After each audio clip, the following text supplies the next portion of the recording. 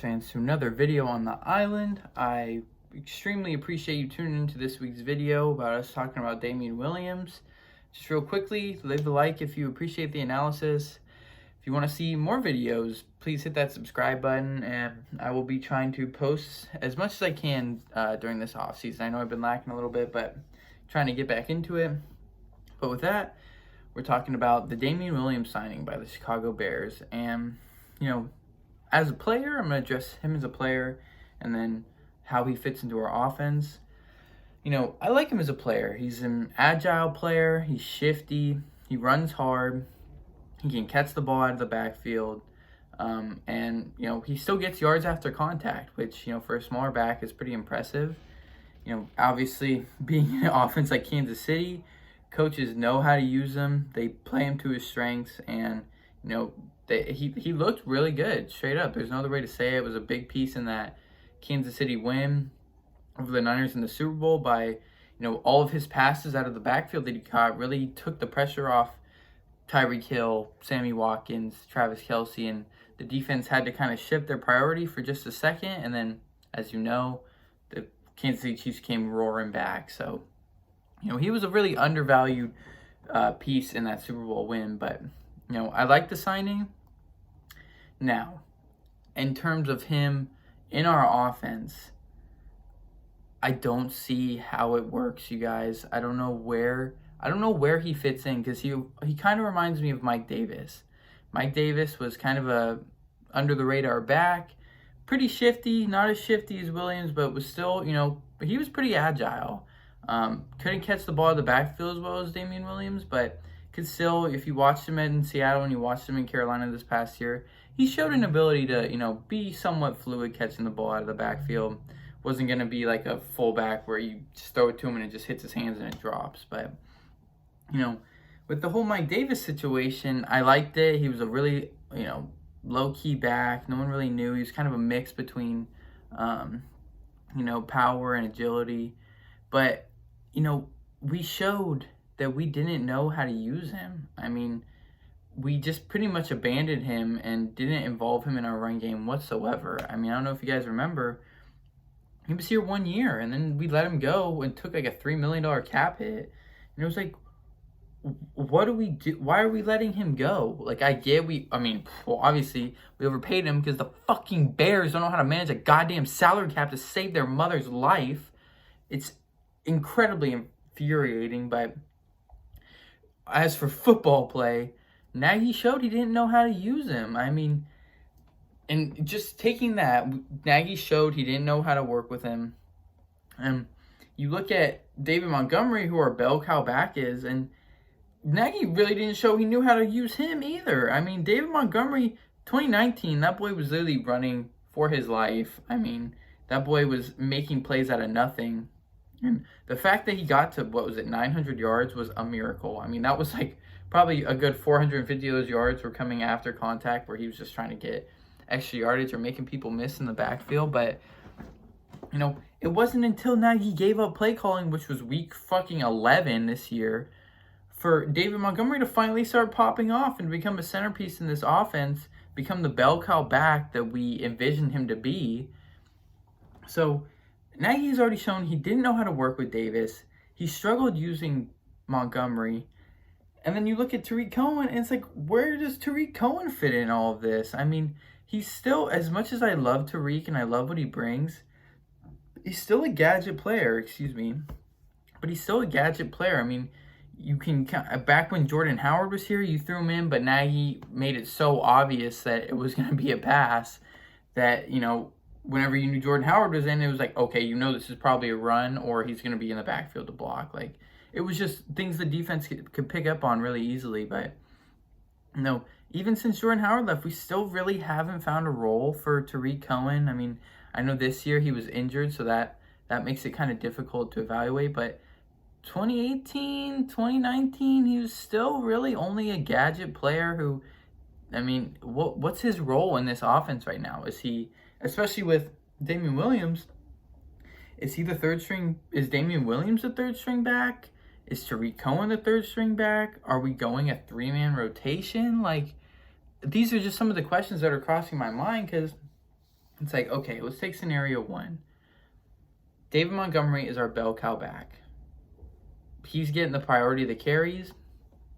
We know this. So where does Damien Williams comes in? Because it's a 1-year deal, but we're obviously paying him more than we would say like some rookie you could draft in like the 7th round.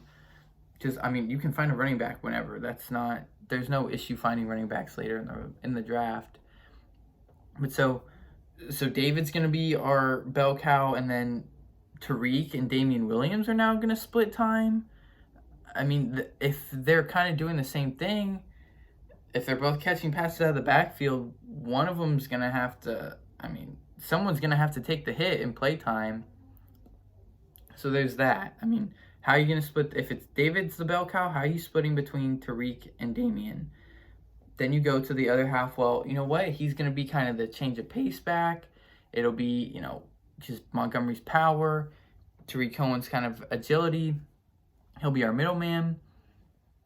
So is he going to become our bell cow back? Because it's like, okay, so he's going to be the guy to kind of throw off the defense and like kind of give that defense a look where they don't know if it's run or pass, because it's like that should be our goal every time. The defense should know whether it's run or pass. So if that's your goal with Damien Williams, how does that affect David Montgomery's play time? Is Montgomery just going to go back to that power scheme that Bill Lazor had success with?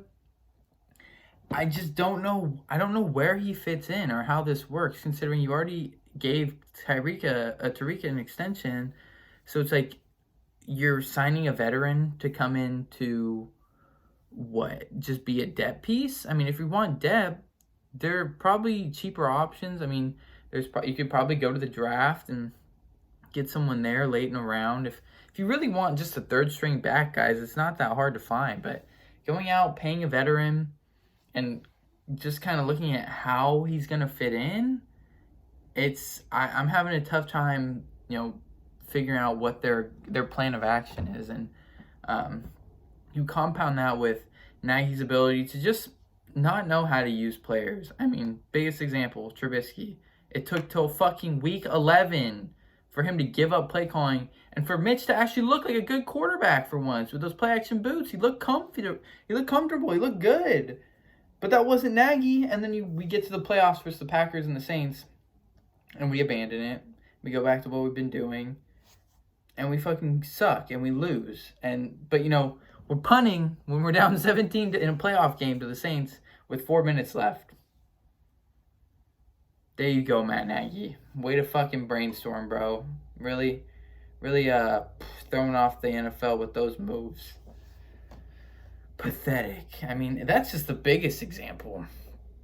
He got rid of, let me restart. Anthony Miller, 2nd round pick, has panned out to show we don't know how to use him. Either we haven't been able to develop him, or we don't know how to use him. If there's one and two, and they fall back on the same person. So there's that. Cole Kmet didn't even fucking start popping off till like week 11 this year. He was literally a ghost until that. Then he had like a touchdown versus Carolina, and that was about it. And then when he fucking popped off versus Houston, that's when we actually started noticing him. But he was a 2nd round pick, didn't know how to use him. Shaheen was always hurt. I kind of liked him in the red zone, which I'll give Nagy that one. But still, another offensive pick, didn't pan out. Javon Wims hasn't panned out. He's given him a little play time, and Wims has shown he's not a very good receiver, at least from what we've seen. But back to that. Is it development? You picked him, so can you not develop him, or is he just not good? Or is he just, there's only so many options, and then we haven't used Riley Ridley at all, so, he has shown he doesn't know how to use players, so I don't know where Damien Williams fits in with this when he already has struggled to use Tyreek and David Montgomery, who are our staple backs, or they should be our staple backs.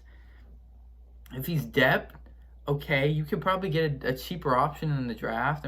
I like him, but I don't want to see him in there over Montgomery and Cohen, if that makes sense, because those are our guys, and we should be figuring out how to use them, especially when David Montgomery's literally like a little bit less shifty, but harder runner, stronger, probably just as fast, if maybe he's probably a little bit slower, but open field, we've seen him be able to outrun DBs, take the Houston game if he's given the right angle. But yeah, I don't know where Damien Williams fits in. I could see this being another Mike Davis situation, where he just really doesn't have a big impact in the offense. And I think there are definitely other places we could be spending our money. Because I like Damien Williams, but I keep going back to drafting running back because we need wide receivers. We need deeper corner play. Um, you know, we signed DeAndre Houston-Carson and Dion Bush, but how do we like our strong safety position? Our D-line has been getting eaten up a little bit. So just other positions have, need addressing. And just combine that with the fact that I don't trust Nagy to develop this guy, or not develop, but use him, because he hasn't shown to be able to use a lot of other pieces that are effective. I'm not really excited for this move. I like the player, but that's about it. But with that, hopefully you guys enjoyed this video, enjoyed my analysis. Don't forget to leave a like, subscribe if you want to hear more. I'm gonna keep trying to be posting videos on here regularly, so watch out for that. I'll be putting my Instagram in the bio too. Monsters period of the period midway. I know it's a mouthful, but hey, there's a lot of Bears fan accounts on there. I'm just trying to get mine going. You know what I'm saying? So with that, hope you all enjoyed the video. Hope you all have a good rest of your day, and I'll talk to you soon. Doses.